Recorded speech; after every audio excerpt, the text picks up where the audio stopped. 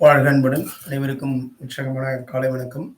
இந்த அற்புதமான இந்த தருணத்தில் நாம் அனைவரும் ஒன்றிணைந்திருக்கின்றோம். இந்த ஆனந்த விடியல் பயணத்தினுடைய இன்று 30வது நாள். நேராக அமர்ந்து கொள்ளுங்கள். சின்முத்திரை. பிரபஞ்ச பேராற்றல் நம்மை சுற்றிலும் முழுவதுமாக நிறைந்துள்ளது. பிரபஞ்ச பேராற்றல் நமது குடும்பத்திலுள்ள அனைவரின் உடலிலும் உள்ளத்திலும் உயிரிலும் முழுமையாக நிறைந்துள்ளது. பிரபஞ்ச பேராற்றல் நமது உடலிலும் உள்ளத்திலும் உயிரிலும் முழுமையாக நிறைந்துள்ளது. பிரபஞ்ச சக்திக்கு நன்றி. ஏனெனில் இந்த உயிரை தந்து இப்புவியில் சிறப்பாக வாழ வைத்தமைக்கு. தாய்க்கு நன்றி. ஏனெனில் இந்த உடலையும் உயிரையும் அன்போடும் பாசத்தோடும் வளர்த்து தந்தமைக்கு.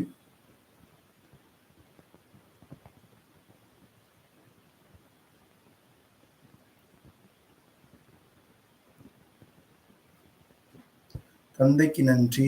ஏனெனில் இந்த உடலுக்கும் உயிருக்கும் தேவையான துணிவையும் அறிவையும் கொடுத்து வளர்த்தமைக்கு. குருவுக்கு நன்றி. ஏனெனில் இந்த உடலுக்கும் உயிருக்கும் தேவையான ஞானத்தினையும் தக்க வழியையும் காண்பித்ததற்கு.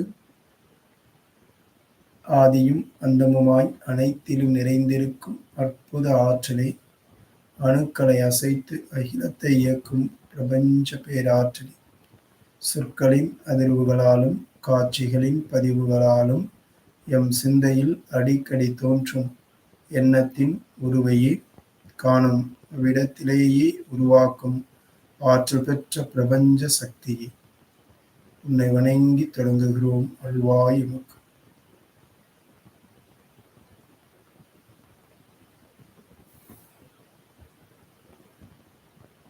மூச்சு காற்றில் கவனம்.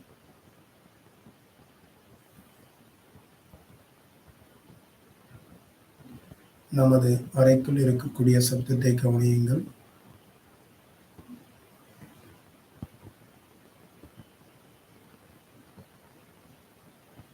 நமக்கு நாம் அமர்ந்திருக்கும் அறையிலிருந்து வெளியிலிருந்து வரக்கூடிய சப்தத்தை கவனியுங்கள்.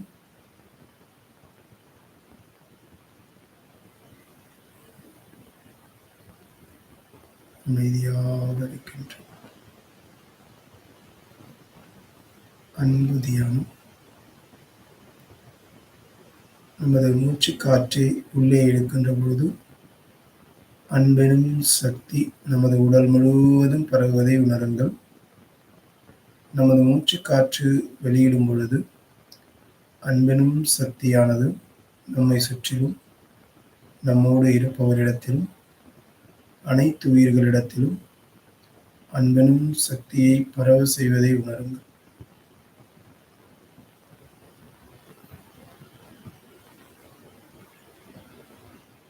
மூச்சு காற்று உள்ளே அன்பெனும் சக்தி நமது உடலில் உள்ள எல்லா உறுப்புகளிலும் முழுமையாக பரவுகிறது.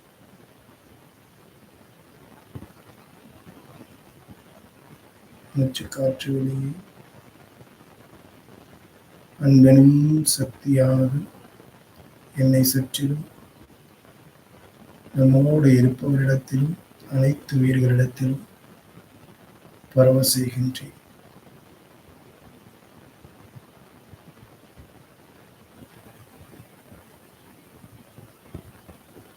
மூச்சு காற்று உள்ளே அன்பெனும் அந்த காதல் சக்தியை எனது உடல் முழுவதும் நான் பரவ செய்கின்றேன். உடலில் உள்ள எல்லா உறுப்புகளிலும் அந்த சக்தியானது பரவுகிறது. முழுமையாக உணர்கின்றேன். மூச்சு காற்று வெளியே அன்பெனும் அந்த காதல் சக்தியானது என்னை சுற்றிலும் என்னோடு இருப்பவரிடத்திலும் அனைத்து உயிர்களிடத்திலும் முழுமையாக பரவ செய்கின்றேன்.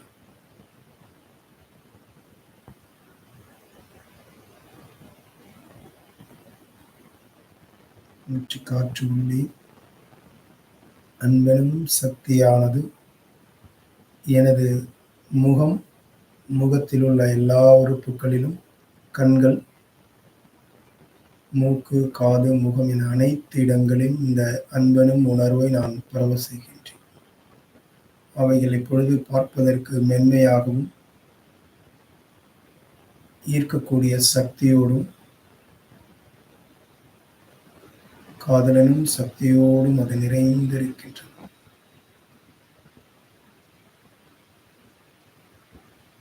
அன்பெனும் சக்தியை எனது மூச்சு காற்றின் வழியாக உள்ளே எடுத்து எனது உடல் முழுவதும் பரவ செய்கின்றேன். கைகள், கால்கள் அவைகளிலும் அந்த ஒரு அமைதியும் மற்ற உயிர்கள், மற்ற பொருட்கள் அனைத்தையும் ஈர்க்கக்கூடிய காதலனும் சக்தியை தனக்குள்ளாக கொண்டிருக்கிறது.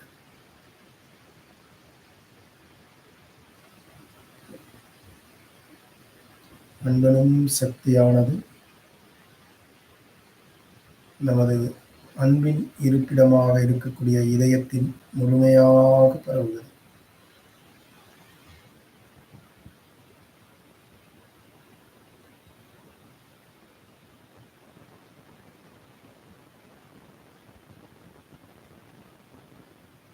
அன்பனும் சக்தியானது உடலில் உள்ள எல்லா உறுப்புகளிலும் முழுமையாக பரவுகிறது.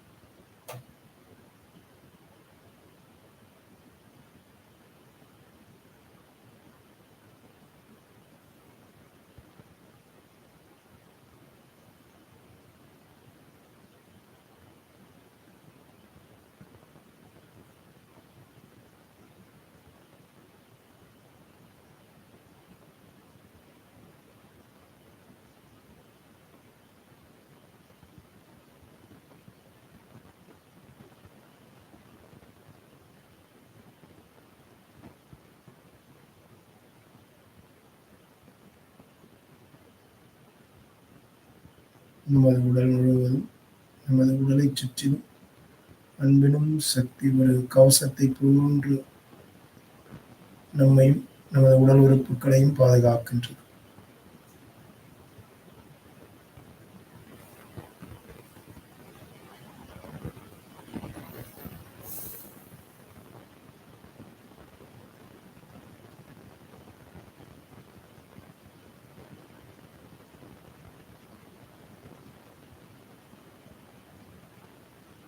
நம்மிடமிருந்து வெளிப்படுகின்ற அந்த அன்பெனும் சக்தியானது நமது செயல்கள் மற்றும் கண்ணின் வழியாக வெளிப்படுகிறது. நமது மூச்சுக்காற்றின் வழியாக வெளிப்படுகிறது.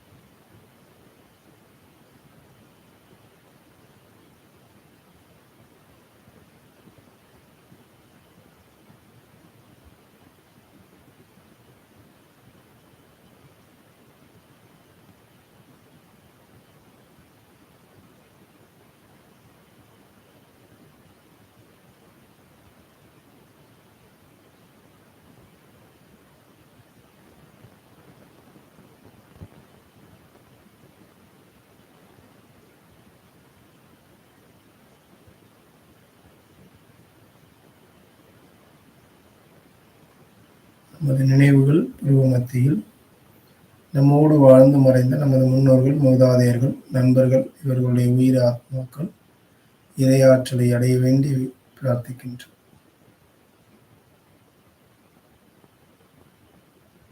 தாய் தந்தையரை எண்ணி பார்க்கின்றோம். அவர்களுடைய முழுவதும் திருவ நட்சத்திரத்தினுடைய பேரருளும் பெருளையும்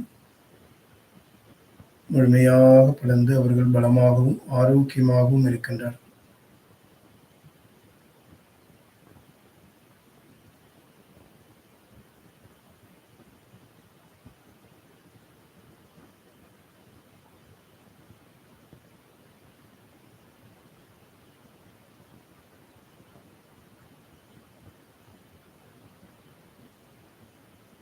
நமது வாழ்க்கை துணை எண்ணை பார்க்கின்றோம். அவர்கள் உடல்கள் முழுவதும் திருவ நட்சத்திரத்தினுடைய பேரருளும் பேரொழியும் முழுமையாக படர்ந்து அவர்கள் பலமாகவும் ஆரோக்கியமாகவும் இருக்கின்றனர்.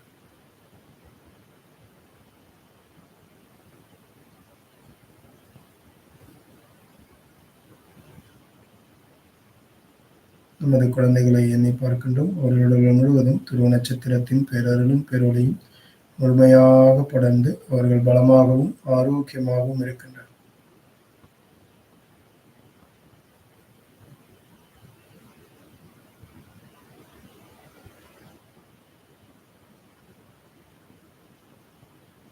நமது உடன் பிறந்தவர்களை எண்ணி பார்க்கின்றோம். அவர்கள் உடல்கள் முழுவதும் திருவ நட்சத்திரத்தின் பேரருளும் பேரொழியும் பெற்று பலமாகவும் ஆரோக்கியமாகவும் இருக்கின்றனர்.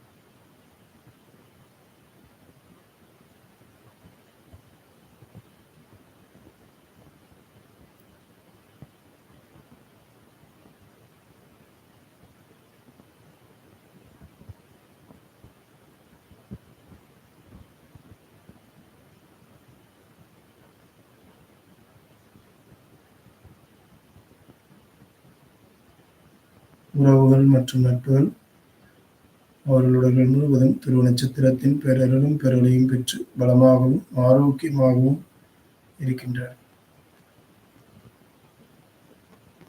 சேவைகள் புரிந்தோர்களுக்கு நன்றி. பௌதீக பொருட்களுக்கு நன்றி. பஞ்சபூத சக்திகளுக்கு நன்றி.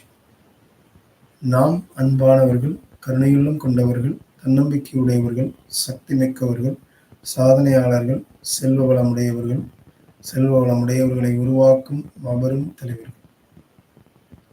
நாம் அன்பானவர்கள், கருணையுள்ளம் கொண்டவர்கள், தன்னம்பிக்கையுடையவர்கள், சக்தி மிக்கவர்கள், சாதனையாளர்கள், செல்வ வளமுடையவர்கள், செல்வ வளமுடையவர்களை உருவாக்கும் மாபெரும் தலைவர்கள்.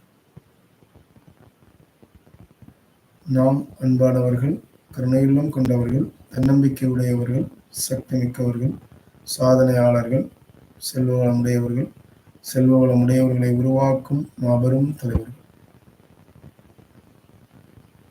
நான் எனது வாழ்நாள் முழுவதும் அனைத்து உயிர்களிடத்திலும் அன்பும் கருணையும் கொண்டிருப்பேன். எல்லா உயிர்களுக்கும் தேவையான உதவிகளை செய்வேன். நான் எனது வாழ்நாள் முழுவதும் அனைத்து உயிர்களிடத்திலும் அன்பும் கருணையும் கொண்டிருப்பேன். எல்லா உயிர்களுக்கும் தேவையான உதவிகளை செய்வேன். நான் எனது வாழ்நாள் முழுவதும் அனைத்து உயிர்களிடத்திலும் அன்பும் கருணையும் கொண்டிருப்பேன். எல்லா உயிர்களுக்கும் தேவையான உதவிகளை செய்வேன். வாழ்க அன்புடன், வளர்க நன்றி. சுய கட்டளை. நான் அன்பாக இருக்கின்றேன். நான் அமைதியாக இருக்கின்றேன். நான் பொறுமையோடு இருக்கின்றேன். நான் நன்றி உணர்வோடு இருக்கின்றேன். நான் காணும் அனைத்தையும் நேசிக்கின்றேன்.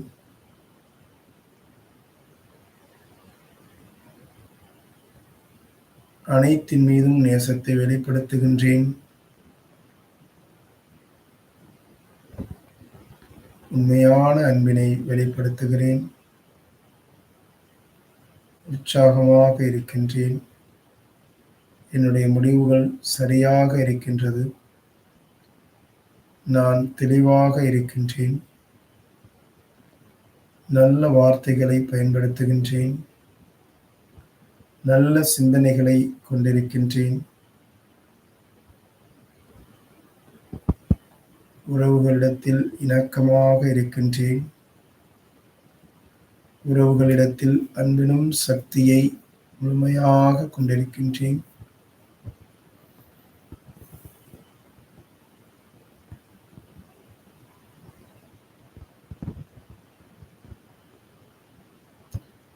அனைவருக்கும் என்னை பிடிக்கிறது.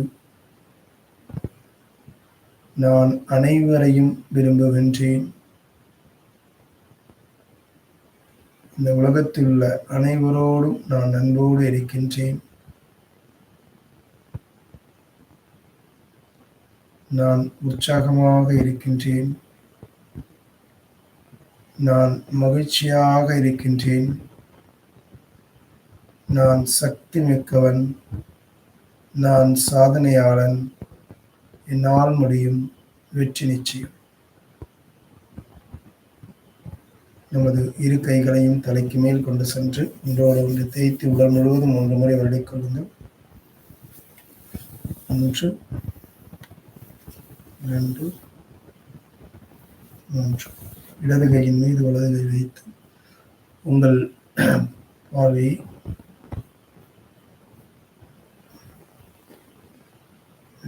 வாழ்க வளமுடன், வாழ்க வளமுடன்.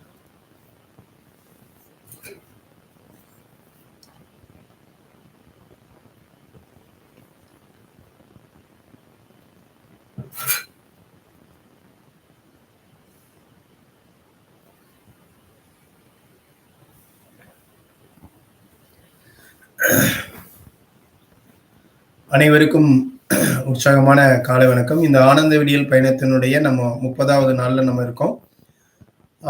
கடந்து வந்த இந்த பாதைகள்ல வந்து பாத்தீங்க அப்படின்னா நம்ம வந்து ஒவ்வொரு நாளும் இந்த தியானம், ஏன் இந்த தியானம், இந்த தியானத்தினால என்ன நன்மைகள், இந்த தியானம் செய்யற போது நமக்கு என்னென்னலாம் கிடைக்குது அப்படின்றத நம்ம தெரிஞ்சுக்கலாம். நிறைய தியானங்கள் பார்த்துருக்கோம். அதுக்கடுத்து வந்து பாத்தீங்க அப்படின்னா இந்த துருவ தியானம் அப்படிங்கிறது ரொம்ப ரொம்ப முக்கியமானது அப்படின்னும், அதுக்கு அடுத்ததா வந்து சக்ரா தியானம், நிஜமாக்கும் தியானம் பார்த்தோம். நம்ம யார் அப்படிங்கிறதையும், நம்ம ஒரு ஆன்மா, நம்மளை சுற்றி இருக்கிற எல்லாமே ஆன்மா அப்படிங்கிற அந்த ஒரு தகவல்கள் நமக்குள்ள தெரிஞ்சிருப்போம். தெரிஞ்சவங்க அதை பத்தி உணர்ந்திருப்பீங்க. போக போக இந்த பயிற்சியினுடைய முடிவுக்குள்ள ஓரளவு இது யாரெல்லாம் வந்து இந்த நிலைக்கு வர்றாங்களோ அவங்க உணர்ந்துருவாங்க. சரிங்களா? அது அடுத்தடுத்த நிலைகள் உங்களுக்குள்ளாகவே அந்த மாற்றம் தெரியும். உங்களுக்குள்ளேயே உங்களுடைய எண்ணங்கள்ல, உங்களுடைய பழக்கங்கள்ல உங்களுக்குள்ள தெரியும். நீங்க மற்றவங்க தெரிஞ்சுக்கிறாங்களோ இல்லையோ, நீங்க முன்னாடியை விட எந்த அளவுக்கு உங்களுடைய மாற்றம் முன்னேறி இருக்குது, நீங்க எந்த சக்கராவுக்கு முன்னேறி இருக்கிறீங்க அப்படிங்கிறத நீங்களே தெரிஞ்சுக்குவீங்க. அடுத்ததா வந்து பாத்தீங்க அப்படின்னா மனம். இந்த மனம் அப்படிங்கிறது எண்ணங்களுடைய ஒரு தொகுப்பு. ஆழ்மனம் அப்படிங்கிறது அந்த ஆன்மாக்குள்ளேயே இருக்கக்கூடிய ஒரு பதிவு. நம்மளுடைய எல்லா பதிவுகளும் சுய பதிவேடுன்னு கூட சொல்லலாம். எல்லா பதிவுகளும் அதுல இருக்கும். சரிங்களா? அதுதான் ஆழ்மனம். வெளிமனம் அப்படிங்கிறது நம்ம இந்த பூமியில என்ன உடல் எடுக்கிறோமோ அதை சார்ந்த எண்ணங்கள் நம்மளோட இருக்கும். அதை செயல்படுத்துறது, இது எல்லாமே அது பண்ணும். அது வெளிமனம். இது ஸ்தூல மனம் அப்படின்னு சொல்லுவோம். இதற்கான எண்ணங்கள் பொருள் சார்ந்த எண்ணங்களா இருக்கலாம், உறவுகள் சார்ந்து இருக்கலாம். இந்த மாதிரி நம்மளை அந்த சார்ந்த அந்த எண்ணங்கள் இருக்கும். அதை வந்து இப்போ வந்து நமக்கு என்ன கொடுக்கப்பட்டிருக்குன்னா, இந்த தற்சுதந்திரம் கொடுக்கப்பட்டிருக்கு. அதனால இது வந்து எது உண்மைன்னு நினைக்கிறதோ, இல்லை எதை பின்பற்றணும்னு நினைக்கிறது, எதை பிடிச்சிக்கணும், அது எல்லாமே அந்த வெளிமனம் சார்ந்து இருக்கும். இப்போ இந்த ஆன்மாட்ட 2 இருக்குது. ஒன்று ஆழ்மனம் இருக்குது, வெளிமனம் இருக்குது. எது சொல்றத இது கேட்க போகுதோ அந்த ஆன்மா அதற்கு முன்னேற்றம் அடையும். அடுத்ததா பிரபஞ்ச மனம். இந்த பிரபஞ்ச மனம் அப்படிங்கிறது என்ன அப்படின்னா, இந்த உலகத்துல இருக்கக்கூடிய எல்லாருடைய எண்ணங்களுடைய அந்த பதிவுகள். அப்ப இது என்ன பண்ணும்? எங்க பார்த்தாலும் மின்காந்த அலைகளாக பரவி இருக்குது. நீங்க என்ன மாதிரியான எண்ணங்களை உற்பத்தி பண்றீங்களோ அதுவும் மின்காந்த அலைகளாக வெளியிடப்படுறப்ப, இந்த மின்காந்த அலைகளுக்கு இணையான மின்காந்த அலைகள், அப்படின்னா எந்த எண்ணங்கள் இணையா இருக்குதோ அந்த எண்ணங்கள் உங்களோட வாழ்க்கைய மாறிக்கிட்டே இருக்கும். ஈர்ப்பு விதி, நீங்க எதை நினைக்கிறீங்களோ, எதை பேசிட்டே இருக்கிறீங்களோ, எதை சொல்லிட்டே இருக்கிறீங்களோ, இதன் மூலியமா வைப்ரேஷன், அதிர்வை ஏற்படுத்துறீங்க.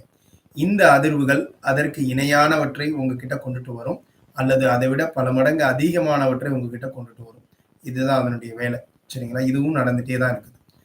இது பார்த்தோம். உடம்புனா என்ன? இந்த உடம்பு இந்த ஆன்மா வாழ்வதற்கான ஒரு ஆன்மா பயணிப்பதற்கான ஒரு வாகனம்.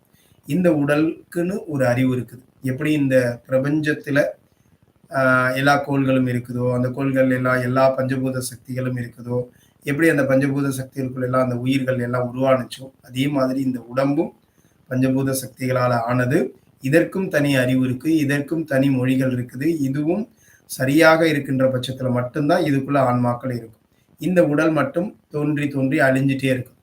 சரிங்களா? இது ஏன்னா எப்பயுமே வந்து பார்த்தீங்க அப்படின்னா, இந்த உலகத்துல பஞ்சபூத சக்திகளால உருவாக்கப்பட்ட எல்லாமே தோன்றி அழியக்கூடிய சக்தி இருக்கும். அதனாலேயே அழிஞ்சிட்டு இருக்கும் அப்படின்றத தெரிஞ்சுக்கிட்டோம்.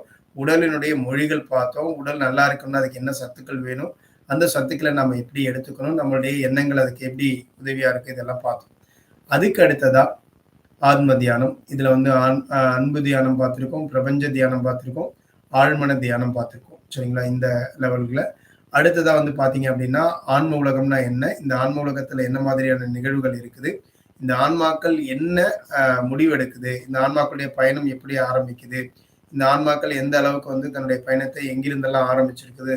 நாம என்னவாலாம் இருந்துட்டு வந்திருக்கிறோம்? அப்படின்னு நம்மளும் வந்து பார்த்தீங்கன்னா, கல்லுலேருந்து ஆரம்பிச்சு இன்னைக்கு மனித பிறவி, மனிதன்கிற அந்த உயர்ந்த ஒரு இடத்திற்கு நம்ம வந்திருக்கிறோம். இப்ப இன்னைக்கும் அந்த கல் இருக்கதான் செய்யுது, இன்னைக்கு மண் இருக்கதான் செய்யுது. அந்த ஆன்மாக்கள் அதுல புதிய ஆன்மாக்கள் அதுல வந்துகிட்டே தான் இருக்குது. அப்படி ஏன்னா ட்ரில்லியன் கணக்கான ஆன்மாக்கள் தன்னுடைய பயணத்தை தொடர்ந்து வந்துகிட்டே தான் இருக்கும். இதுல திரும்ப திரும்ப பிறப்பெடுத்துட்டு இருக்க ஆன்மாக்களும் இருக்கதான் செய்யும். சரிங்களா? இது ஒரு தொடர்ச்சியான நிகழ்வா இருந்துட்டே இருக்கும். இதெல்லாம் பார்த்தோம். அதுக்கு அடுத்ததா பார்த்தோம்னா, இந்த மாதிரி இருக்கக்கூடிய ஆன்மாக்கள் எப்படி வளர்ச்சி அடையுது? அது வளர்ச்சி அடையாம இருக்கிறதுக்கும், அது வந்து முன்னேற்றம் அடையாம இருக்கிறதுக்கு என்ன செய்யுது அப்படின்னு பார்த்தீங்கன்னா, இங்க இந்த உடம்பு எடுத்த அந்த ஸ்தூல மனது இருக்கு இல்லையா? அது இத வழிநடத்த ஆரம்பிச்சுரும். அன்பு உண்மையான சக்திகள் எதெல்லாம் அப்படின்னு பார்த்தீங்கன்னா, அன்பு. அத வந்து அன்புங்கிற பெயர்லேயே மோகத்த நம்மகிட்டயும் அதாவது இன்னொரு விஷயம் என்ன அப்படின்னு கேட்டீங்கன்னா, நம்மள வந்து உரிமை நமக்கானது, இது நம்மளுடையது அப்படின்ற அந்த ஒரு அடிப்படையில சந்தேகத்தையும், முன்னெச்சரிக்கைங்கிற அடிப்படையில அந்த பயத்தையும், நமக்கு சுய கௌரவம் இதனுடைய அடிப்படையில வந்து பார்த்தீங்கன்னா, அகங்காரத்தையும், அதுக்கு அடுத்ததா வந்து பார்த்தீங்க அப்படின்னா, எனக்கு அநியாயம் இழைக்கப்பட்டிருக்கு. நான் எல்லாம் சரியா தான் பண்ணேன். ஆனா எனக்கு கிடைக்கல அப்படிங்கிறதுல வந்து அந்த ஒரு உரிமை கோரக்கூடிய அந்த நிகழ்வுல வந்து பொறாமையும், அடுத்ததா வந்து பார்த்தீங்க அப்படின்னா, எல்லா உணர்வுகளையும் ரொம்ப முழுசா வந்து சமமாக வச்சுக்க வேண்டியது காம உணர்வு. அந்த ஒரு உணர்வையும் அடுத்து சுயம் இழத்தல் அப்படிங்கிற இந்த விடயங்களை எல்லாமே நம்ம என்ன பண்ணியிருக்கோம் அப்படின்னா, இதுவரை பார்த்திருக்கோம்.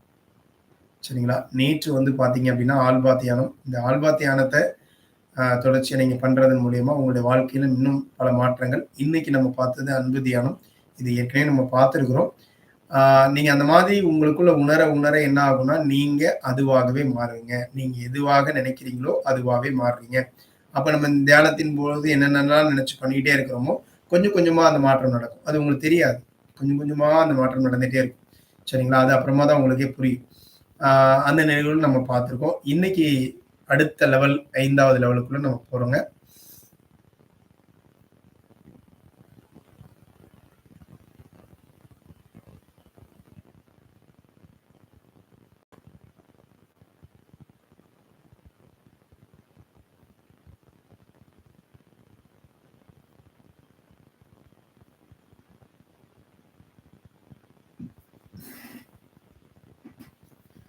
ஆனந்த விடியல் மைல்கல் 30 அப்படின்னு போட்டிருப்போம். அதாவது இது ஒரு பயணம் அப்படின்னு வச்சுக்கிட்டோம்னா, அந்த நாட்கள நம்ம மைல்கல்லா கூட வச்சுக்கலாம். சரிங்களா? இப்போ 30வது தூரத்துல நம்ம இருக்கிறோம் அப்படின்னு வச்சுக்கோங்க.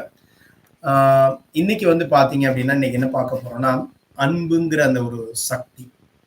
இந்த அன்பு அப்படின்ற இந்த ஒரு காந்த சக்தி தான் இந்த உலகத்துல எல்லா இடத்துலயுமே நிறைந்திருக்கு. ஏன் அப்படின்னா, எது இறைவன் அப்படின்னு சொல்றோமோ, அந்த இறைவனுடைய தன்மையே அன்புதான். சரிங்களா? இதுல வந்து என்னென்னலாம் இந்த அன்பு சக்திய அதிகமாக்குறது, காந்தப்புலம், அன்பை உணர்தல், அன்புனா எது, அன்புடைய கவசம், அன்பினுடைய பார்வை, உதவி, தியாகம், மன்னிக்கும் தன்மை, அன்பு வந்து ஆன்மாவினுடைய பலமா இருக்கு. இது எல்லாத்தையும் நம்ம இன்னைக்கு பார்க்க போறோம். இந்த அன்புங்கிற இந்த சக்தி இருக்கு இல்லையா? இது என்ன அப்படின்னு கேட்டீங்கன்னா, ஒரு நேர்மறை சக்தி. இந்த அன்புங்கிறது ஒரு நேர்மறையான சக்தி. இது கேட்கறதுக்கும், நான் சொல்றதுக்கும் எளிமையா இருக்கலாம். ஆனா இத பின்பற்றுறது அப்படிங்கிறது மிகப்பெரிய சவாலான விஷயம்.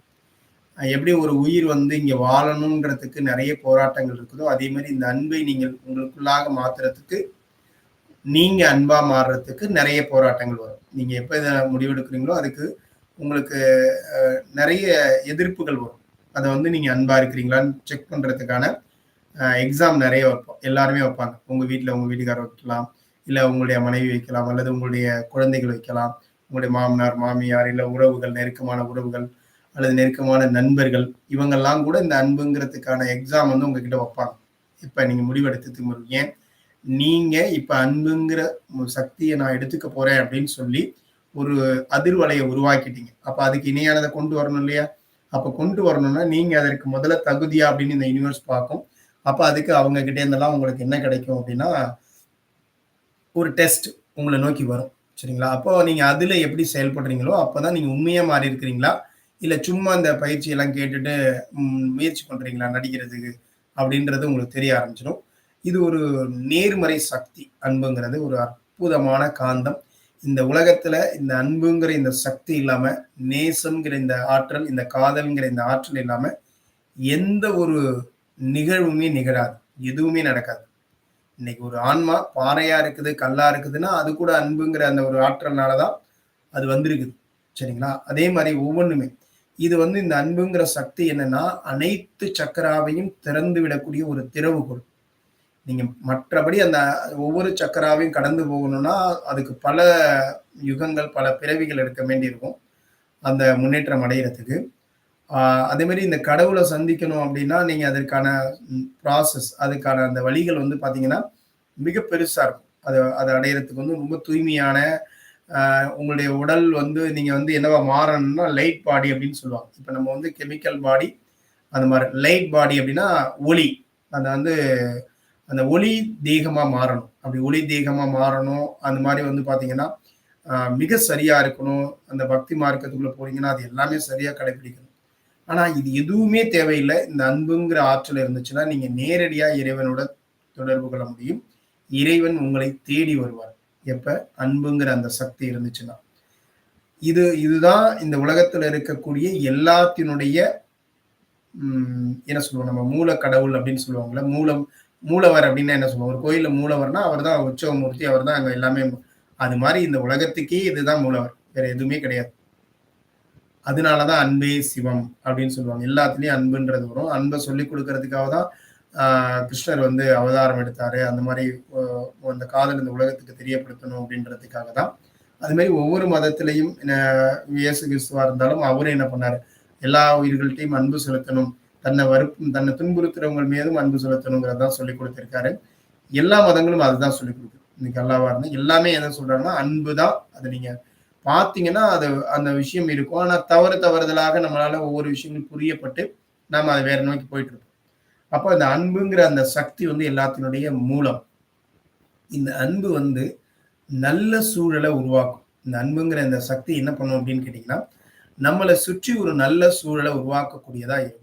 சரிங்களா? யாருக்கெல்லாம் இந்த அன்புங்கிற சக்தி வேணும், நான் இப்பையிலேருந்து நான் முடிவெடுக்கிறேன், இனிமே நான் எல்லாத்துலயும் அன்போட இருக்க போறேன். எப்படி நான் அன்போட இருக்கிறது, எங்கிருந்து இது ஆரம்பிக்கிறது, நான் என்ன மாதிரி அன்பா இருந்தா எப்படி எல்லாம் நடந்துக்கணும், அப்படி நடக்கும்போது எனக்கு என்ன மாதிரியான எக்ஸாம் வரும், இந்த எக்ஸாம்லாம் நீங்க தான் எதிர்கொள்ளணும். இது எப்படின்னு கேட்டீங்கன்னா, நம்ம ட்ரைனிங் ஸ்கூல்ல போய் கார் ஓட்டுறது கத்துக்கிறோம் அப்படின்னா அங்க என்ன பண்ணுவாங்க, எல்லாம் சொல்லிக் கொடுப்பாங்க. அது அது ஒரு கொஞ்சம் பாதுகாப்பான இடமா இருக்கும். இப்ப நான் சொல்லிக் கொடுக்கறது பாதுகாப்பான இடமா இருக்கலாம். ஆனா நீங்க சாலைகள்ல அந்த வண்டி எடுத்துட்டு போகும்போது அதை நீங்க எப்படி கத்துக்கிட்டீங்களோ அந்த இடத்துல இருக்கிற மாதிரியே பாதுகாப்பு அங்க இருக்காது. அப்போதான் திடீர்னு ஒருத்தர் குறுக்காக்க நேரா ஓடியாருவாரு. ஒருத்தர் வேகமா வந்து உங்ககிட்ட கட் அடிப்பாரு, எல்லாம் பண்ணுவாரு. அப்ப நீங்க அப்ப என்ன பண்ணணும்னா, அப்போ உடனே அந்த இடத்துலயே நிறுத்திக்கிட்டு போன் அடிக்க முடியாது டிரைவிங் ஸ்கூலுக்கு. என்னங்க இப்படி ஒருத்தர் வர்றாரு, நான் என்ன பண்றேன்லாம் கேட்க முடியாது. அப்ப நீங்க கத்துக்கிட்டதை வச்சு, விதிமுறைகளை வச்சு நீங்க அங்க என்ன பண்ணணும், அவர் அந்த உயிர் பாதுகாக்கிறதுக்கு தகுந்த மாதிரியான நடவடிக்கை நீங்க எடுக்கணும். உங்களுக்கும் அவருக்கும் அதே மாதிரிதான் இதுவும். இந்த அன்புங்கிற இந்த சக்திய நீங்க வெளியில பயன்படுத்த போகும்போது நிறைய சவால்கள் வரும். அதை தாண்டி நீங்க நிக்கிறீங்களா அதுல அன்புல, இல்ல நீங்களும் அவங்களா மாறிடுறீங்களா? இதுதான் நமக்கு இருக்கக்கூடிய சூழல். இதை நம்ம என்னவா பண்ண போறோம் அப்படின்றது நம்மளுடைய கையில இருக்குது. இந்த மாபெரும் இந்த அன்பனுங்கிற சக்திய நம்மளதான் மாத்துறோம், நமக்குள்ள கொண்டு வர்றோம் அப்படின்னா நாம என்னென்ன மாதிரியான பெனிஃபிட்ஸும் அடைய போறோம், நமக்கு என்னென்ன மாதிரியான பயன்கள் கிடைக்க போது, நம்மளை சுற்றி இருக்கக்கூடிய அதாவது என்ன மாற்றங்களை ஏற்படுத்தும், இது எல்லாமே நம்ம இந்த பயணத்துல நம்ம பார்க்கிறோம். சரிங்களா? ஒரு இந்த அன்புங்கிற இந்த உணர்வு நம்மளுக்குள்ள வந்துச்சு அப்படின்னா நம்மளை சுத்தி ஒரு காந்த புலம், நம்மளை சுற்றி ஒரு காந்தப்புலம் உருவாகும். நம்ம சொன்னோம் இல்லையா, நம்ம கிட்டேருந்து வெளிப்படுற உணர்வுகள் என்னவா மாறும்? மின்காந்த அலைகளா மாறும். அப்படி மின்காந்த அலைகளா மாறும் பொழுது அந்த காந்தம், நீங்க வேற உணர்வுகள் வச்சிருந்தீங்க அப்படின்னா, சில பேர் நம்ம பார்த்தோம்னா நமக்கு பிடிக்குது இல்லையா? ஏன் சில பேரை பார்த்தா நமக்கு பிடிக்குது? அவங்களுடைய அதிர்வுகள் நல்லா இருக்குன்னு அர்த்தம். அவங்களுடைய காந்தப்புலம் நல்லா இருக்குன்னு அர்த்தம். ஓரளவு நல்ல மாதிரியா நினைக்கிறாங்க. சில பேரை பார்த்தாலே நமக்கு பிடிக்காது. என்ன காரணம்னா, ஒண்ணு நம்மளுக்கும் அவங்களுக்கும் மேட்ச் ஆகாம இருக்கலாம். அதாவது அவங்களுடைய அதிர்வுகள் நல்லா இருக்குன்னு மட்டும் இல்ல. உங்களுடைய அதிர்வுகள் அவர் நல்லவங்களா இருந்து உங்களுடைய அதிர்வுகள் மோசமா இருந்தாலும் அவரை உங்களுக்கு பிடிக்காது.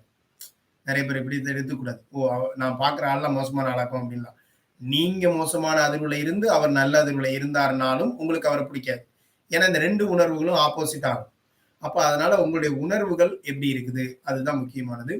இது வந்து ரொம்ப ரொம்ப பலமானதுன்னா வலிமை வாய்ந்தது. சரிங்களா? இந்த அன்புங்கிற உணர்வு உங்களுக்குள்ள கொண்டுட்டு வந்துட்டீங்க அப்படின்னா, அது வந்து ஒரு நல்ல ஈர்ப்பு சக்தி. நீங்க இப்ப எல்லாம் சொல்றோம்ல, லா அட்ராக்ஷன் அப்படின்னு சொல்றோம். எல்லாத்தையும் ஈர்க்கக்கூடிய சக்தி வேணும் அப்படின்னா, எனக்கு ஈர்க்கணும் அப்படின்னா, நான் என்ன சொல்றேன்னா, ஒரு பொருள் காந்தம் இருக்குது. இந்த காந்தம் வந்து இரும்பெல்லாம் ஈர்க்கும். ஆனா இந்த அன்பு வந்து எல்லாத்தையுமே இருக்கும். காந்தம்னா இரும்பு மட்டும் தான் ஈர்க்க முடியும் அதால.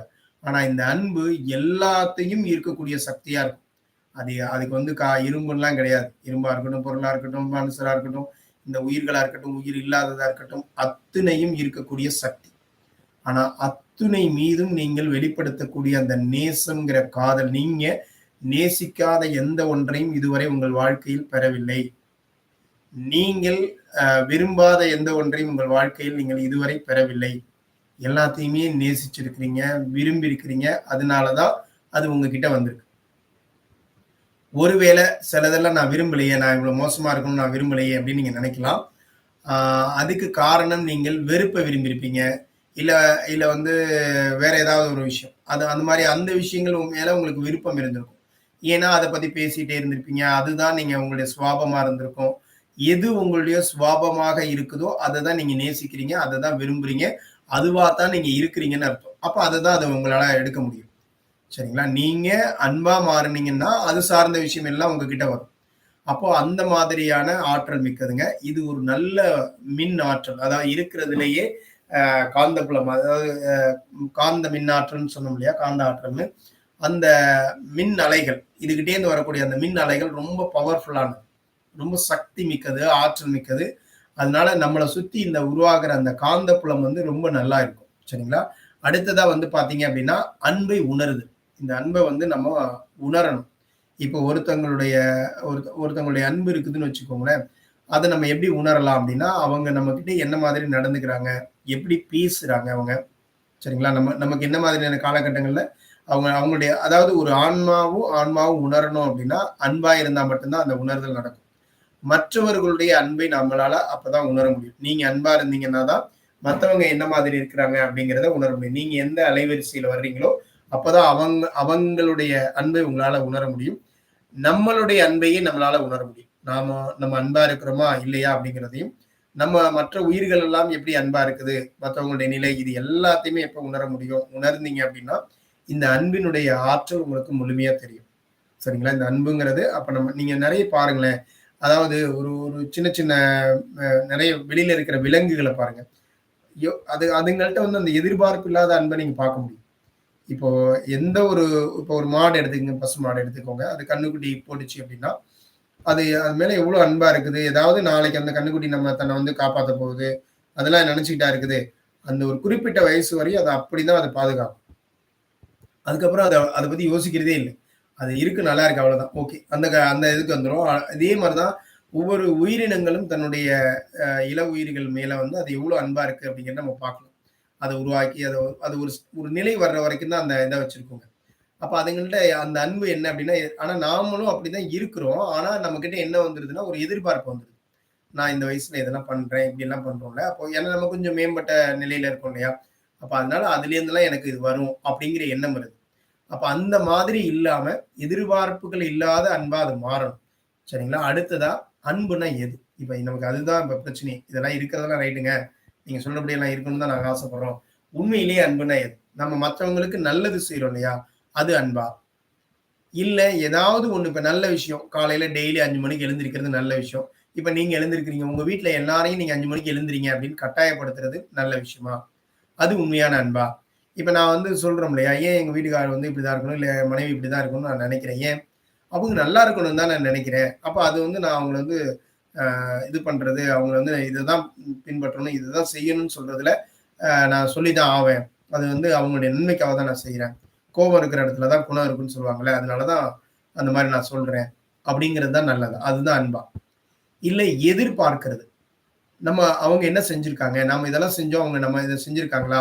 அப்படிங்கிற எதிர்பார்க்கிறதா? இல்லன்னா கணக்கு வச்சுக்கிறது. நெறைய பேர் கணக்கு வச்சுக்கிட்டே இருப்பாங்க. என்ன அப்படின்னா, நான் வந்து இவ்வளவு செஞ்சிருக்கிறேன். நீ என்ன செஞ்சிருக்கிற? நான் உனக்கு எவ்வளவு ஹெல்ப் பண்ணியிருக்கேன். நீ எனக்கு ஹெல்ப் பண்ணியா? அப்படின்லாம் செய்வாங்க. இல்லன்னா சில பேர பார்த்து பாவப்படுவாங்க. ஐயோ! பாவமா இருக்கே! இத பார்த்தா இவ்ளோ கஷ்டப்படுதே! ஐயோ! இந்த உக்ரைன்ல இவ்ளோ மக்கள் சாவுறாங்களே! அப்படின்னு உட்கார்ந்து பாவப்பட்டுட்டே இருக்கோம்ல. அது உண்மையான அன்பா? எது உண்மையான அன்பு? நம்மள போலவே நினைக்கிறோமே, அதுதான் உண்மையான அன்பா? மத்தவங்களுக்கு நீங்க நல்லது செய்றதெல்லாம் உண்மையான அன்பா அப்படின்னா, நீங்க அத எப்படி கண்டுபிடிக்கலாம்னா, உங்களுடைய நோக்கம் என்னவா இருக்குன்னு தெரிஞ்சுக்கோங்க. நீங்க ஏன் அவங்களுக்கு உதவி செய்றீங்க? ஏன் அவங்களுக்கு நல்லது செய்றீங்க? அப்படி நீங்க நல்லது செய்றப்பயும் அவங்க உங்கள வெறுக்கிறாங்க, உங்கள திட்டுறாங்கன்னா, நீங்க என்ன பண்ணுவீங்க அப்ப? அப்ப நல்லது செய்றத நிறுத்திருவீங்களா? கட்டாயப்படுத்துறது நிச்சயமா அன்பா இருக்காது. ஏன் அப்டின்னா, இன்னைக்கு தற்சுதந்திரம்ன்ற ஒரு விஷயம் நம்ம தெரிஞ்சிருக்கிறோம். எல்லா உயிர்களுக்கும் ஒரு சுதந்திரம் இருக்கு. அந்த சுதந்திரத்துல நாம தலையிடக்கூடாது. எல்லா ஆன்மாவுக்கும் ஒரு சுதந்திரம் இருக்கு. அந்த சுதந்திரத்த பயன்படுத்தி தான் அந்த ஆன்மாக்கள் முன்னேறிட்டு இருக்குது. நாம என்ன பண்ணலாம்? வழி காட்டலாம், சொல்லிக் குடுக்கலாம். இந்த விஷயத்த வந்து எச்சரிக்கை மாரி சொல்லிட்டே இருக்கலாமே ஒழிய, செஞ்சே ஆகணும், செஞ்சு தான் ஆகணுங்கிற அந்த கட்டாயத்துக்குள்ள நம்ம போக முடியாது. அந்த அன்பு அத செய்யாது. எப்பயுமே அந்த அன்பு கட்டாயப்படுத்தாது எதையுமே. எதிர்பார்க்கவும் செய்யாது. உண்மையான அன்புங்கிறது எதிர்பார்க்கவும் செய்யாது. அது ஒரு கணக்கே வச்சுக்காது. என்ன செஞ்சுட்டு இருக்கோ, அது பாட்டுக்கு செய்யும் அவ்வளோதான். செஞ்சுட்டு போயிட்டே இருக்கும். சரிங்களா? அது இது இது கணக்கெல்லாம் வச்சுட்டு இருக்காது. நான் உனக்கு இவ்வளோ செஞ்சிருக்கேன், எனக்கு செஞ்சிருக்கேன். அப்படின்ற கணக்கெல்லாம் அது வச்சுக்காது. செய்யும். அங்கேருந்து வராதுன்னு தெரிஞ்சா கூட அது அன்பா இருக்குன்னா செஞ்சுட்டு இருக்கும் அவ்வளோதான். ஏங்க அவருக்கு சரி அவ தான் உங்கள இந்த பாடு படுத்துறா. அது இல்லங்க எனக்கு ரொம்ப பிடிக்குங்க. நல்லா இருக்கணுங்க அவ்வளோதான். அந்த விஷயத்த செஞ்சுட்டு போயிட்டு இருக்கும். முதல்ல வந்து என்னை சார்ந்த உயிர்கள்ட்ட முதல்ல நம்ம அன்பா இருக்க பழகுவோம். அதுல எதிர்பார்ப்பு இல்லாத நிலை வரணும். அதுக்கப்புறமா தான் அது எல்லா உயிர்களுக்கும்ங்கிறது விரிவடையும். முதல்ல நம்ம சொந்தத்துல அது அது அது எங்க இருக்கும் அப்டின்னா, சுவாதிஷ்டானம், மணிப்பூரகத்தோட இருக்கும். அந்த அந்த முன்னேற்றத்தோட இருக்கும். அப்ப அது நம்மள சார்ந்தவங்கள மேல மட்டும் தான் அந்த அன்பு இருக்கும். அந்த அன்பே இப்ப எதிர்பார்ப்புள்ள அன்பா இருக்கும். அதனால தான் இங்க உறவுகள்ட்ட ஏன் சிக்கல் வருது அப்டின்னு கேட்டீங்கன்னா, நீங்க எதிர்பார்ப்பு இல்லாத அன்புகள் வச்சிருந்தா அங்க சிக்கல் வராது. நான் உனக்கு எவ்வளோ செய்றேன். நீ எனக்கு என்ன செய்ற? இந்த கேள்வி எப்ப மனசுக்குள்ள வருதோ, அப்ப அங்க அந்த அன்பு உண்மை இல்லன்னு அர்த்தம். கணக்கு வச்ச அன்புன்னு அர்த்தம் அது. நான் இந்த உறவுக்கு இவ்வளோ செஞ்சிருக்கேன். எனக்கு நீங்க என்ன செஞ்சிருக்கிறீங்க? நான் உங்களுக்கு இவ்வளோ செஞ்சிருக்கேன். நட்ப பார்த்து நீ எனக்கு என்ன செஞ்சிருக்க? நான் எத்தன முறை உங்களுக்காக ஹெல்ப் பண்ணியிருக்கேன். நீங்க எனக்காக என்னைக்காவது பண்ணியிருக்கீங்களா? உங்களுக்காக நான் எவ்வளோலாம் இது பண்ணிட்டே இருக்கேன். விட்டு குடுத்து போயிருக்கேன். நீங்க என்னைக்காவது ஒரு நாள் எனக்கு விட்டு குடுத்துருக்கீங்களா? இப்படி ஒரு விஷயம் நடக்குது அப்படின்னா, உங்களுடைய மனசுக்குள்ள நீங்க அத்தன தடவ செஞ்சதும் பொய். நீங்க அந்த மாரி செஞ்சிருந்திருக்கிறீங்க. அத இன்னைக்கு வச்சுட்டு பேசுறீங்க ஒரு நாள். இதுக்கு பேரு உள்ள வன்மம் வச்சுக்கிறதுன்னு பேரு. சரிங்களா? அப்ப அந்த மாரி கணக்கு வச்சு அப்ப இதெல்லாம் கணக்கே இல்லாம நம்ம செஞ்சுட்டு இருக்க முடியுமா? அன்ப வெளிப்படுத்துவதற்கு உங்களுக்கு கணக்கே தேவையே இல்ல. அன்பால் இருக்கிறோம், அன்பா பழகுறோம். அவ்வளோதான். அதுக்கு மேல அவங்க புரிஞ்சுக்கிட்டாங்கன்னா, அந்த ஆன்மா நம்ம கூட அதே அலைவரிசைக்கு வந்துச்சுன்னா, அதுவும் நம்ம கூட அன்பா இருக்க போகுது. ஒருவேள அந்த ஆன்மா அந்த அலைவரிசைக்கு வரல, அப்பன்னா அது நம்மகிட்ட காமிக்கலன்னா என்ன அர்த்தம்? அந்த ஆன்மா மேல நீங்க கருணை தான் கொள்ளணும். ஐயோ! அது இன்னும் முன்னேற்றம் அடையணும், நல்ல நிலைக்கு வரணும், அது நல்ல விஷயங்கள் புரியணும், நல்லதெல்லாம் எடுத்துக்கணும். ஸோ நம்மளால முடிஞ்ச வரைக்கும் அதுக்கு ஹெல்ப் பண்ணுவோம். அவ்வளோதான். அதுகிட்டேருந்து வரலன்னா, அதுக்கு என்ன காரணம்? அந்த ஆன்மாவுக்கு நல்ல வழி, அதாவது நம்ம உதவி செய்றோம்னா என்ன அர்த்தம் அப்டின்னா, அந்த ஆன்மா முன்னேறுவதற்கு உதவி செய்யலாம். அது நல்லதுக்கு உதவி செய்யலாம். அது இன்னும் 4 பேர் கெடுக்கிறதுக்கு நம்ம உதவி செய்றது அன்பு கிடையாது. சரிங்களா? நான் அது யாரையும் 4 பேர் ஒரு தீவிரவாதி இருக்காரு. அந்த தீவிரவாதி மேல நான் அன்பு செலுத்துறேன். அ அவர அவர அவர் மேல நான் ரொம்ப நேசிக்கிறேன். அவருடைய செயல்களை எல்லாம் நான் நேசிக்கிறேன். அதனால நான் அவருக்கு உதவி செய்றேன். அப்படி செய்ய முடியுமா? அவரு யாருக்காவது பெரிய திட்டமிட்டு இருக்கிறார். அத போய் உதவி செஞ்சுட்டு இருக்க முடியுமா? அப்ப நம்ம என்ன சொல்லணும்? அவங்கள அவங்கள வந்து நீங்க நல்லது படுத்துறதுக்கு தான் சொல்லணுமே ஒழிய, நீங்க என்ன பண்ணக்கூடாது? அவங்களுக்கு உதவி செய்றது அன்பா ஆகாது. எப்பயுமே ஒரு ஆன்மாவ நல்வழிப்படுத்துறதா தான் அந்த அன்பு இருக்கும். அதனால தனக்கு வரக்கூடிய பேரோ, தன் மேல ஒரு கோபமோ, எது வந்தாலும் அத ஏத்துக்கும். சரிங்களா? அப்ப பாவப்படுறோம் அப்படின்னா, உண்மையிலேயே பாவப்படுறதோட நிக்காது. அடுத்த விஷயம் அத என்ன பண்ணணும்னு யோசிக்கும். அதுக்கு நம்மளால என்ன பண்ண முடியும்? இந்த மாரி நடக்கிற விஷயத்த நம்ம என்ன பண்ணலாம்? இப்ப என்ன பண்ணா, தன்னை எப்படி அது நெனைக்குதோ, தன்னையே ஒருத்தரால நேசிக்க முடிஞ்சா மட்டும் தான், அடுத்தவங்கள எல்லாரையும் நேசிக்க முடியும். இப்ப என்னையே நான் நேசிக்கலன்னு வச்சுக்கோங்களேன், எப்படி உங்கள எல்லாம் நேசிக்க முடியும்? என் உடம்ப பார்த்துட்டு நம்ம உடம்பையே வெறுக்கிறது. இது என்ன உடம்பா இது? இது என்ன இது என்ன கலரு? இந்த மாரி ஒரு கலரா இது? என் மூக்கு ஒரு மூக்கா? என் கண்ணு ஒரு கண்ணா? என் காது ஒரு காதா? இப்படியே ஒவ்வொரு உறுப்புகள குறித்து நமக்குள்ளேயே ஒரு ஆ எதிர்மறையான கருத்துக்கள் இருக்குது அப்படின்னா, என்னுடைய உடல்ல இருக்கிற ஒவ்வொரு உறுப்புகளையுமே நான் இன்னும் நேசிக்கலன்னு அர்த்தம். என்னுடைய உடலையே நான் நேசிக்காதப்ப, என்னையே நான் நேசிக்காதப்ப, எனக்கு மத்தவங்கள நேசிக்கணுங்கிற நேசம் எங்கிருந்து வரப்போகுது? அது பொறாமையா தான் இருக்கும். என்கிட்ட இல்ல, அவங்க கிட்ட இருக்குது. புரியுதுங்களா? அப்ப அந்த மாரி மாறிடும். அப்போ நம்மளையே முதல்ல நேசிங்க. நம்மகிட்டயே திருப்தி அடைங்க ஃபர்ஸ்ட். நல்லா இருக்கேன். நல்லா ஆரோக்கியமா இருக்கேன். முழு இதோட இருக்கிறேன். அப்படின்னு நம்மள முதல்ல நேசம் நம்மகிட்ட ஆரம்பிச்சது அப்படின்னா, அது அப்படியே கொஞ்சம் கொஞ்சமா பெருகி அடுத்ததுக்கு போகும். சரிங்களா? அப்ப அன்புங்கிறது ஒரு கவசம். நீங்க அன்பு உங்ககிட்ட இருந்துச்சுன்னா, எதிர்மறை சக்திகளால உங்ககிட்ட வர முடியாது. உங்ககிட்ட அன்புங்கிற அந்த கவசம் இருந்தா, இப்ப நெறைய பேர் சொல்லுவாங்கல்ல, கண்ணு அந்த ஆள் பார்த்தா கண்ணுங்க. அவன் திஷ்டி போட்டாங்க. அதாச்சுங்க, இதாச்சுன்னு சொல்றாங்கல்ல. நீங்க உண்மையான அன்போட இருந்தீங்கன்னா, அவங்களுடைய அந்த பார்வைகள் கூட உங்ககிட்ட நெருங்க முடியாது. உங்கள சுத்தி அது ஒரு கவசம் மாரி இருக்கும். உங்கள எதுவுமே பண்ண முடியாது. உங்களுக்கு ஒரு பாதுகாப்பு அது. ஏன் தெரியுமா? இந்த அன்புங்கிறது யாருடைய தன்மை? இறைவனின் தன்மை. இறைவன் வந்து என்ன மாதிரி இருக்காரு? ஒளியாக இருக்கிறார். அந்த ஒளியுடைய தன்மை என்னவா இருக்குது? அன்பாக இருக்குது. அந்த இறைவனுடைய தன்மையாக நீங்க எப்ப மாறுறீங்களோ, அப்போ வந்து உங்களுக்கு எந்த அ வழிமுறைகளும் கிடையாது. புரோட்டோகால் சொல்லுவோம்ல, இந்த மாரி புரோட்டோகால்லாம் எதுவும் கிடையாது. அன்பா மாறிட்டீங்கன்னா, டைரக்ட்டா நீங்க இறைவன தரிசனம் பண்ண முடியும். இறைவனாகவே நம்மளால இருக்க முடியும். இத உணர தான் முடியும். எல்லாமே நம் வசமாகும். உங்ககிட்ட அந்த அன்புங்கிற ஒரு விஷயம் வந்துருச்சுன்னா, எல்லாமே நம்ம ஏற்கனவே பார்த்த அந்த மோகம் அப்படிங்கிறது என்ன இருக்கும் அப்படின்னா, ஒரு பற்று இருக்கும். இப்ப நம்ம வந்து மகாபாரத போர்ல நம்ம அப்பயே சொல்லியிருக்கோம். துரோணாச்சாரியார் இருக்கார்ல, அவருடைய மகன் மேல அவருக்கு இருந்த அன்புன்னு அவர் சொல்லுவாரு. ஆனா அது மோகம். அதனால தான் அவன் இழுத்த இழுப்புகளா அவர் போயிட்டு இருந்தார். நான் சொன்னேன் இல்லையா, இப்ப கூட சொன்னேன்ல, அன்புங்கிறது என்ன பண்ணாது? தவறான வழிகளுக்கு வழிவகுக்காது. அந்த இடத்துல என் மேல வெறுப்பே வந்தாலும் பரவால்ல, நீ இத செய்யக்கூடாது. அவ்வளவுதான் நான் சொல்லுவேன். மீறி செய்றியா? அதுக்கு நான் துணை நிக்க மாட்டேன். ஆனா நம்ம என்ன பண்ணுவோம்? அவன முடிஞ்ச வரையும் இது பண்றதுக்கான வழிகள் எல்லாமே பண்ணுவோம். ஒரு இடத்துல கிருஷ்ணர் சொல்லுவாரு, இப்ப வந்து நான் துரியோதன கொன்னுட்டாச்சு, இப்படி பண்ணிட்டியே அப்படின்னு கேட்கும்போது, அவனுக்கு நான் விடுதலை குடுத்திருக்கிறேன். அந்த ஆன்மா இந்த உடல்ல இருந்துட்டு அவ்ளோ பாவங்கள பண்ணிட்டே இருந்துச்சு. அந்த பாவங்கள இனிமே அது பண்ணாதுல்ல. அந்த ஆன்மாவுக்கு இனிமே சங்கடம் வராதுல்ல. அதுக்கு ரிலீஸ் குடுத்தாச்சு. அப்ப என்ன அர்த்தம்? அந்த மாதிரி வந்து நம்மளுடைய மனசுல அன்புங்கிறது எப்படி இருக்கணும் அப்படின்னா, நம்மள அவங்க நெனைக்கணும், நம்மள அவங்க நேசிக்கணுங்கிறதுக்காக நாம விட்டுக் குடுக்குற விஷயம் இல்ல. நம்மள அவங்க நேசிக்கவே இல்லனாலும், அவங்களுடைய உண்மையான தன்மை, உண்மையான நிலைய சொல்லணும் நம்ம அவங்ககிட்ட. யாரு அன்பா இருக்கிறாங்களோ, அவங்க தான் உங்கள்ட்ட சொல்லுவாங்க. என்னை வெறுத்தாலும் பரவால்ல. நீ பண்ற வழி தப்புப்பா. நீ இது மாரி செய்யக்கூடாது. நீ போற வழி தவறு. நீ அந்த மாரி செய்யாத. உனக்கு நல்லது இல்ல. நான் சொல்றத கேட்டுக்கோ. அப் அப்படின்னு அங்க ஒரு ஆள் ஒரு துதி பாடிட்டே இருக்கான். அவன அவங்களுக்கு பிடிக்குது. அந்த உறவு அவங்களுக்கு பிடிக்குது. நீங்க அந்த உறவ வந்து ஆனா இப்ப என்ன ஆகும்னா, நீங்க சொல்றத அவர் கேட்கல. புரியுதுங்களா? நீங்க சொல்றத அவர் கேட்கல. அவர் இன்னொருத்தர் வந்து அவர்ட்ட வந்து இப்ப உறவுகள்ட்ட இதான் நடக்கும். நீங்க அந்த உறவு நல்லா இருக்கணுங்கிறதுக்காக ஒரு விஷயம் போய் சொல்லுவீங்க. ஆனா அவர் முடியாதுன்னு கேட்க மாட்டாரு.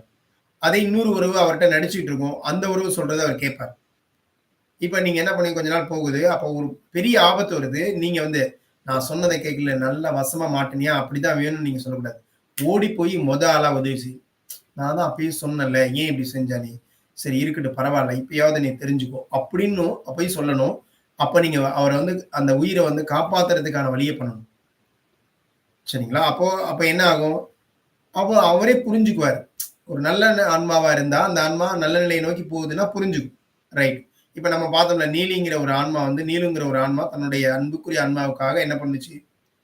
ஆ 5வது தளத்துல இருந்த அந்த ஆன்மா நேரடியா 2வது தளம் வர்றதுக்கு தயாரா இருந்துச்சு. எந்த யோசனையும் இல்ல. இவ்ளோ கஷ்டம் இருக்குமே, சங்கடம் இருக்குமே, அதெல்லாம் எதுவுமே யோசிக்கல. என்ன காரணம்? அதுதான் உண்மையான அன்பு. அங்க தியாகம் இருக்கும். இப்ப இவரே பண்ணிட்டாரு. உங்களுக்கு ரொம்ப அன்பான ஒருத்தர் நீங்க சொல்லி கேட்கல. இப்ப என்ன வருது? அவரு வந்தா வந்தா அங்கேருந்து வர்றப்போ வந்து என்ன ஆகுது அப்படின்னு கேட்டீங்கன்னா, அங்க ஒருத்தவங்க எல்லாரும் வந்து பேசுறாங்க.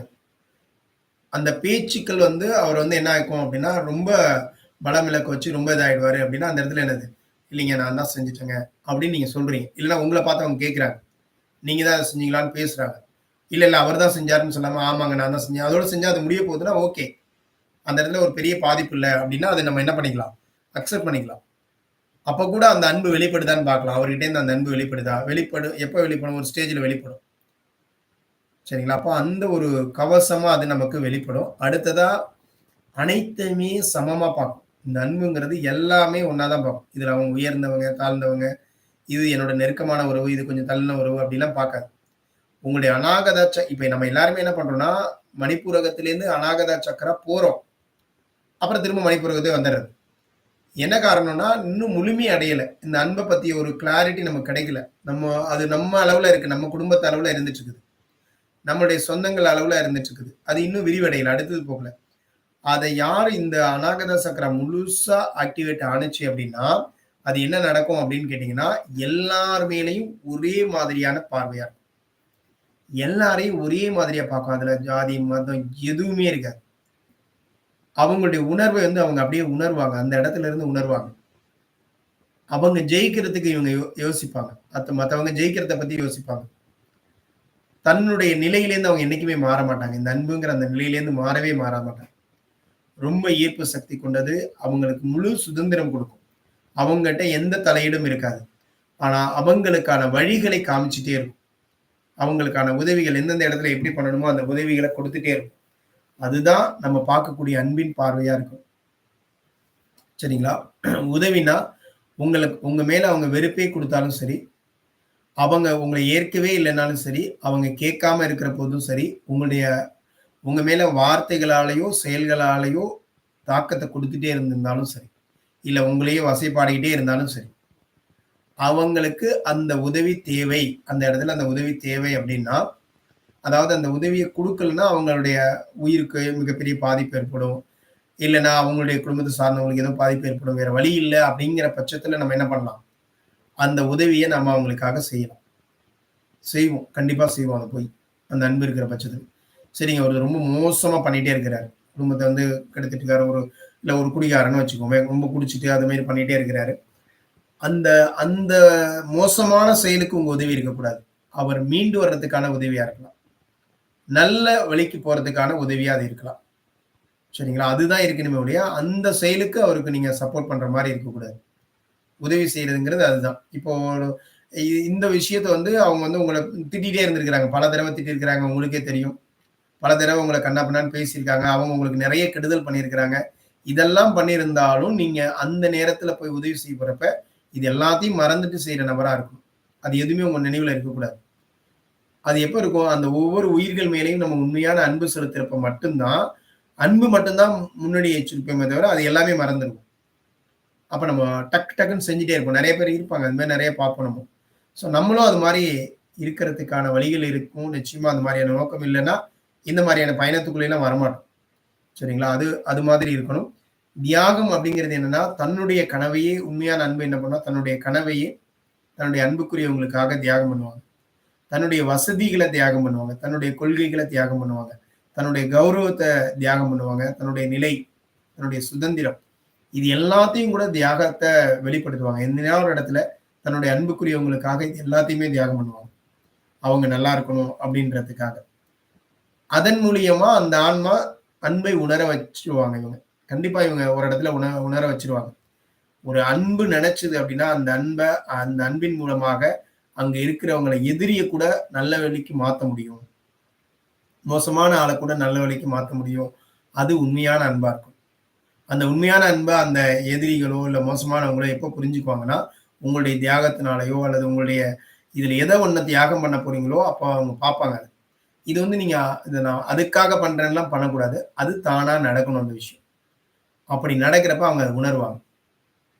சரிங்களா? அப்போ நீங்க இந்த இந்த மாரியான ஒரு தன்மைக்குள்ள வரும்பொழுது என்ன ஆகும்னா, உங்களுடைய அநாகத சக்ரா முழுசா ஆக்டிவேட் ஆகும். எப்ப இந்த மாரியான விஷயங்கள்லாம் நீங்க நினைக்க ஆரம்பிக்கிறீங்களோ, அப்போ உங்களுக்கு ஆக்டிவேட் ஆகும்.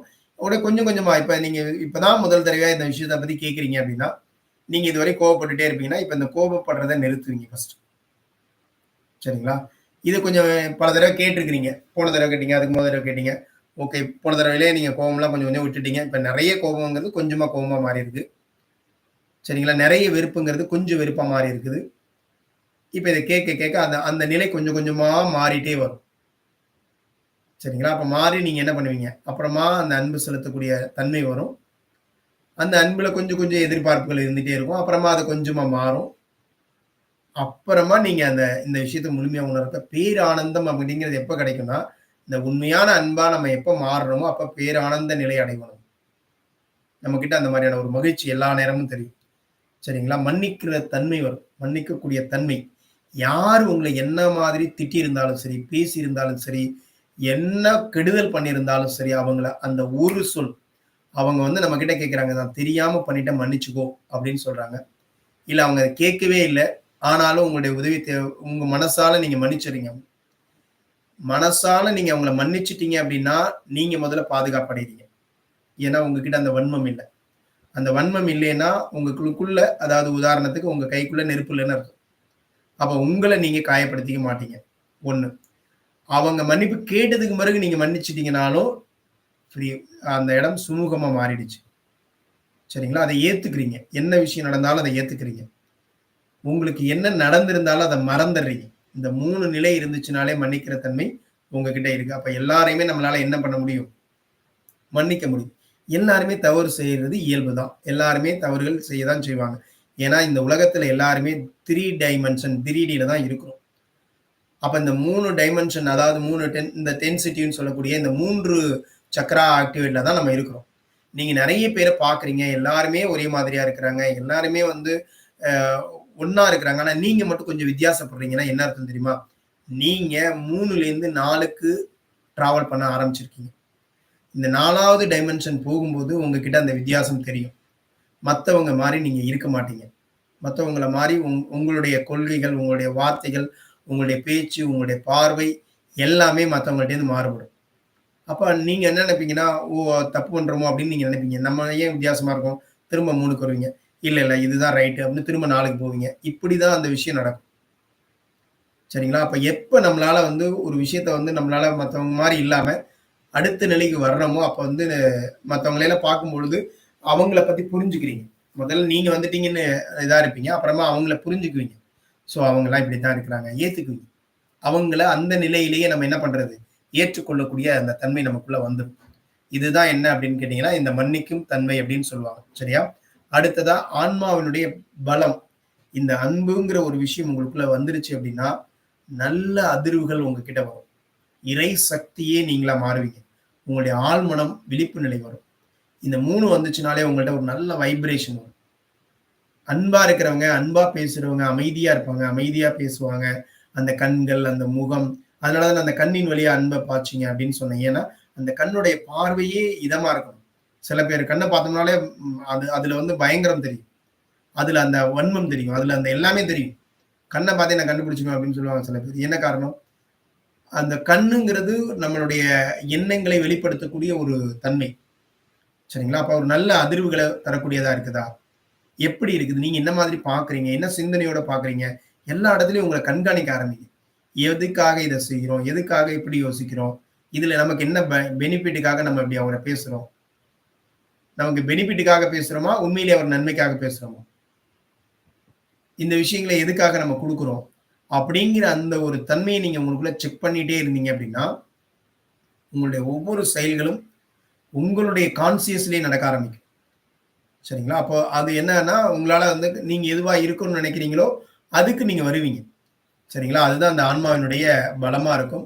அப்படிப்பட்ட நம்முடைய ஆன்மாவை பலப்படுத்தக்கூடிய இந்த அன்புங்கிற இந்த சக்தி, நீங்க இத செயல்படுத்த போகும்போது நெறைய சவால்கள் வருங்க. இது அதுதான், இதுதான் அப்படின்லாம் இல்ல. ஆ நெறைய சவால்கள் இதுல வரும். அன்புங்கிற ஒரு விஷயத்த பண்ணும்பொழுது. ஆ இது நெறைய இடத்துல நான் தான் முன்னாடியே கூட சொன்னேன். மகாபாரதத்துல கிருஷ்ணர் என்ன பண்ணுவாரு அப்படின்னு கேட்டீங்கன்னா, ஆ தர்மத்த நிலைநாட்டணும் அப்படிங்கிறதுக்காக ஒரு போர் நடந்து, அதுல நெறைய பேர் கொல்லப்பட்டாலும், அவருடைய மனசு ரொம்ப சங்கடப்படும். ஏன் அப்படின்னா, துரியோதனன் இறப்பு எல்லாமே. அது என்ன அதுவும் நான் தான் அப்படிம்பாரு. அப்ப இறைவன்ங்கிறது எல்லாமே இறைவன் தான். கெட்டவனும் இறைவன் தான், நல்லவனும் இறைவன் தான். அந்த ஆன்மாவுக்கு அது புரியல. அந்த ஆன்மா ரொம்ப இப்பதான் வந்திருக்குது. அதனால மற்ற ஆன்மாக்களுக்கான பாதிப்பு மிக பெருசா இருக்குன்னா, வேற வழி இல்ல. அதுதான் செஞ்சாகணும்.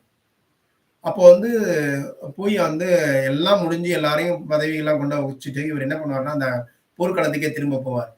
எதுக்குன்னா, அங்க வந்து காந்தாரி அங்க இருந்துட்டு இருக்கும். அதுகிட்ட போயி துரியோதனோட அம்மாட்ட போயி, "நான் வந்திருக்கேன். நீங்க என்ன எனக்கு குடுக்கணும்னு நெனைக்கிறீங்களோ, அத குடுங்கன்னு" கேட்பார். அது என்ன பண்ணும்? சாபத்த தான் குடுக்கும் அது. அந்த சாபத்தையும் மனப்பூர்வமா நான் ஏத்துக்கிறேன் அப்டிம்பாரு. அதான் உண்மையான அன்பு. என்ன செய்யணுமோ அது சரியானத செஞ்சுட்டு, அது அந்த அன்பான மனசு இருக்கத்தொட்டு தான் அவங்கள பத்தி யோசிக்குது. அவங்களுடைய மனநிலை பத்தி யோசிக்குது. அவங்களுக்கு எவ்வளோ மன வருத்தம் இருக்குங்கிறதையும் யோசிக்குது.